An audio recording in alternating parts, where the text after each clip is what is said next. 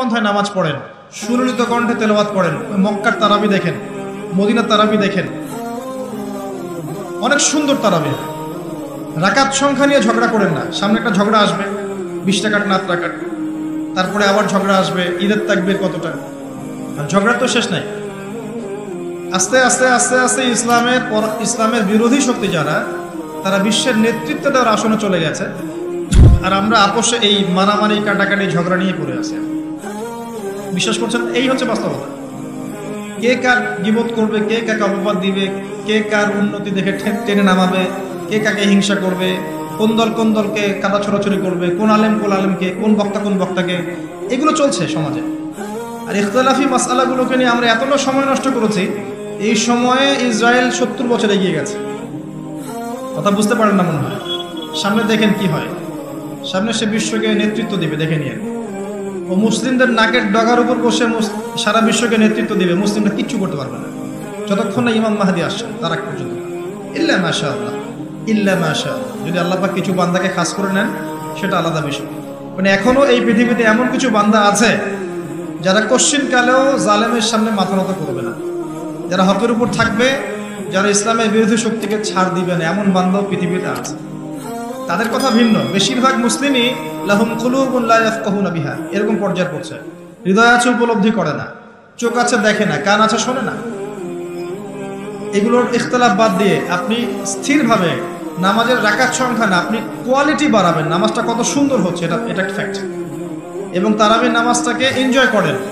খতম হবে কোরআন, আমরা কোরআনকে এনজয় করবো ইনশাআল্লাহ।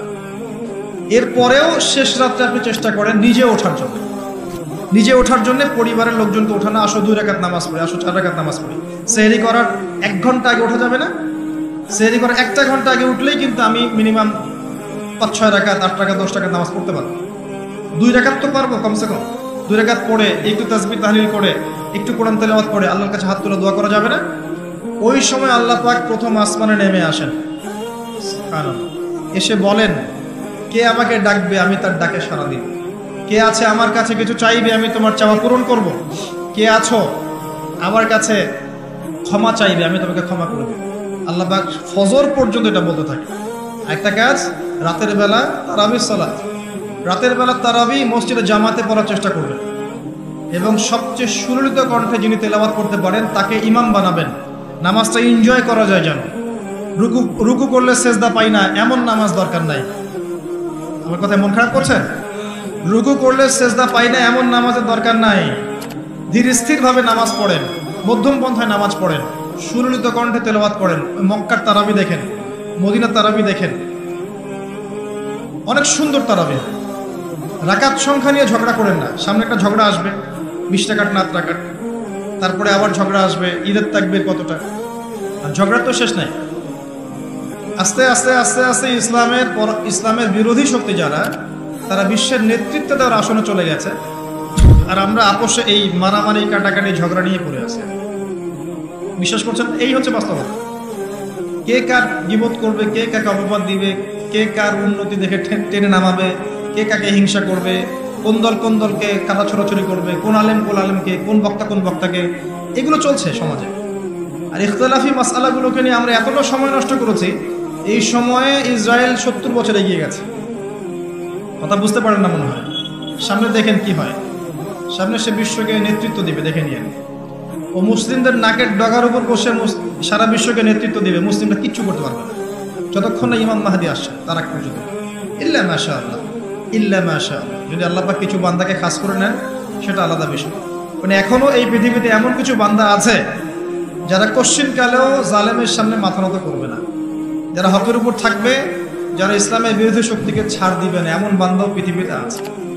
তাদের কথা ভিন্ন। বেশিরভাগ মুসলিমই লাহুম কুলুবুন লা ইয়াফকাহুনা বিহা, এরকম পর্যায়ে পড়ছে। হৃদয় আছে, উপলব্ধি করে না, চোখ আছে, দেখে না, কান আছে, শোনে না।